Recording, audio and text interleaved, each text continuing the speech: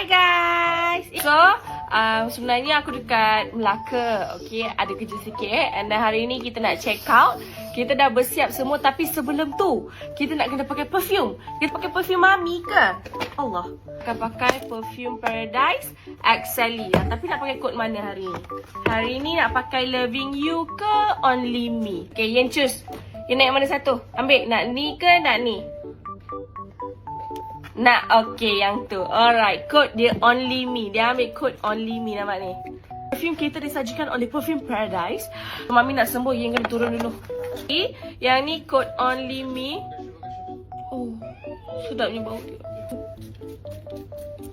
Nah, kalau korang tak nak pakai banyak-banyak pun tak apa tau. Tapi sebab aku memang sejenis suka like sembuh satu badan, Paradise ni memang akan tahan lama. Dia baru dia melekat dekat baju. Apa dapatkan yang Sadie punya tau.